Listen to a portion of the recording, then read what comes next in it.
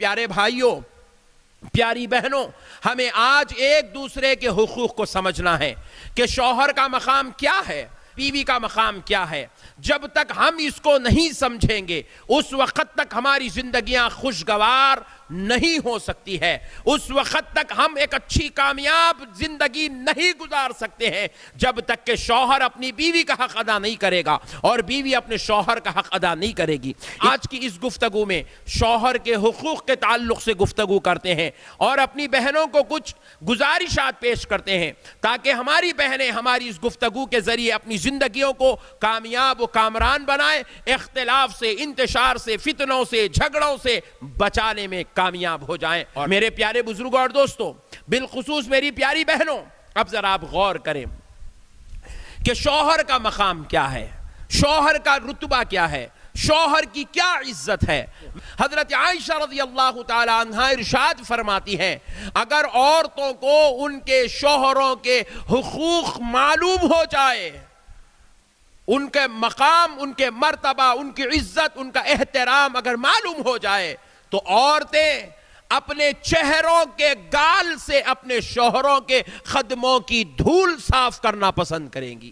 اللہ اکبر کبیرہ۔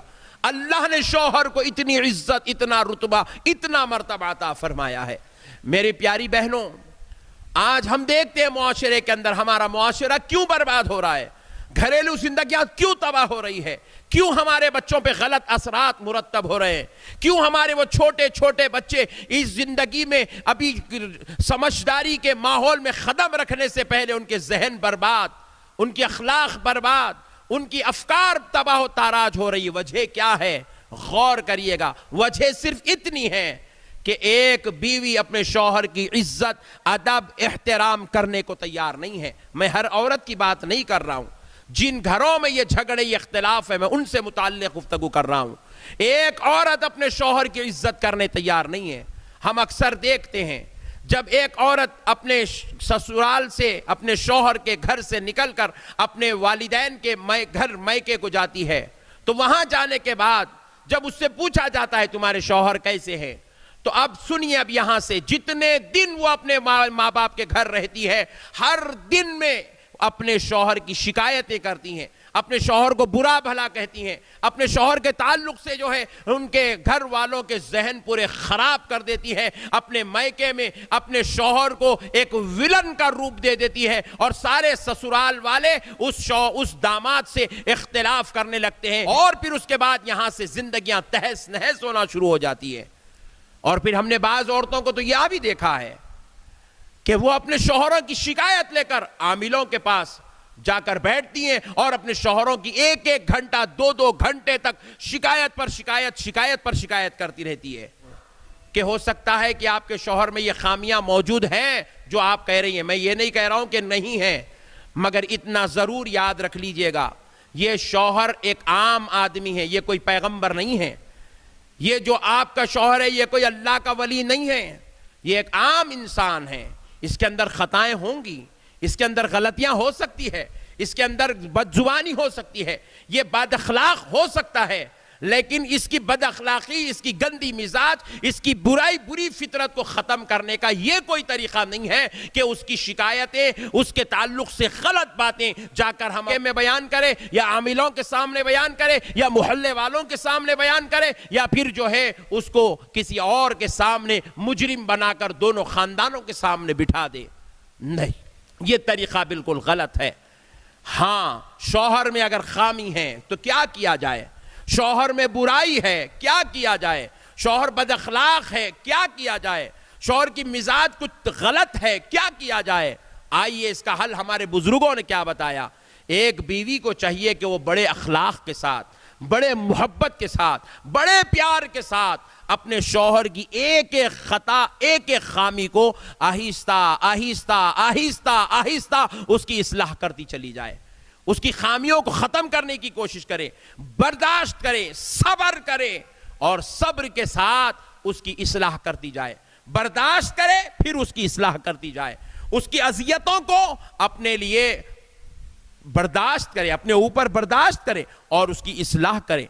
ایک دن کرے، 2 دن کرے، 1 سال کرے، 2 سال کرے، اصلاح کرے، جب تک کہ اس کی بد خصلتیں اس کے اندر سے ختم نہیں ہو جاتی. اس کا یہی علاج ہے، کیونکہ کسی دواخانے میں اس کا علاج نہیں بنا ہے، کسی ٹیبلٹ اور ٹونک میں اس بد اخلاقی کو ختم کرنے کا مزاج نہیں بنا ہے. اس بد اخلاقی کو ختم کرنے کا صرف ایک علاج ہے، سنت مصطفیٰ کے پیکر بن جائیں، کردار نبوی کو اختیار کر لیں. یہ ایک ہی اس کا علاج ہے.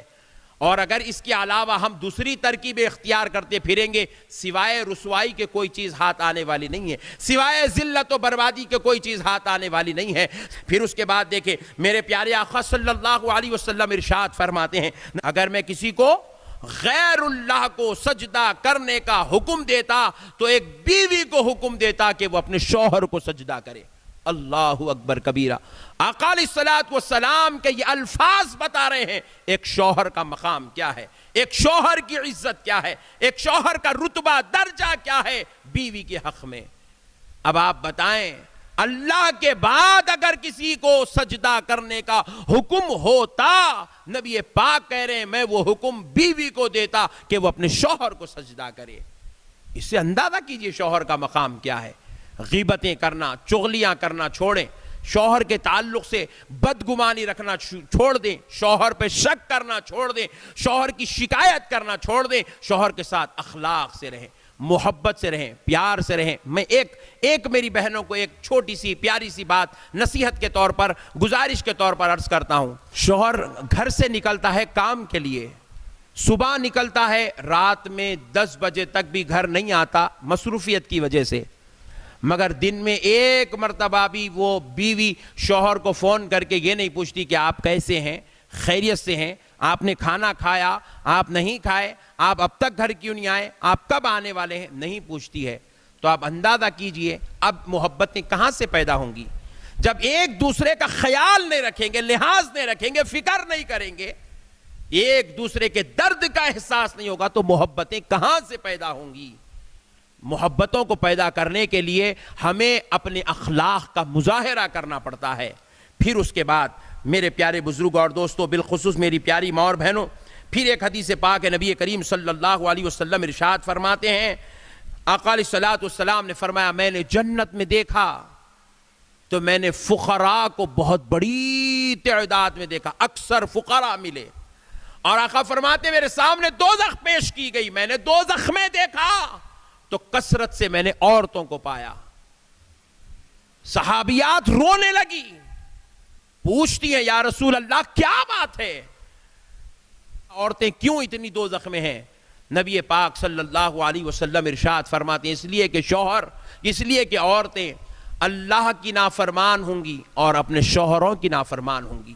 اللہ کی شکر گزاری نہیں کرے گی، اپنے شوہروں کی شکر گزاری نہیں کرے گی. امام ذہبی اس حدیث کی جو ہے تشریح کرتے ہوئے فرماتے ہیں، امام ذہبی نے لکھا ہے اللہ اور اس کے رسول کی نافرمانی اور شوہر کی نافرمانی کی وجہ سے کثرت سے عورتیں دوزخ میں داخل ہوں گی. اس کے آگے امام ذہبی لکھتے ہیں چوتھی وجہ یہ ہے کہ عورتیں بے پردہ ہو کر اپنے گھروں سے نکلے گی، اس لیے کثرت سے دوزخ میں جائیں گی. لوگوں کے سامنے سج کر سنور کر آئیں گی، اس لیے دوزخ میں جائیں گی. میری پیاری باؤ، میری پیاری بہنوں، میں آپ سے گزارش کرتا ہوں شوہروں کے ساتھ بد اخلاقی نہیں، حسن اخلاق سے اختیار کریں.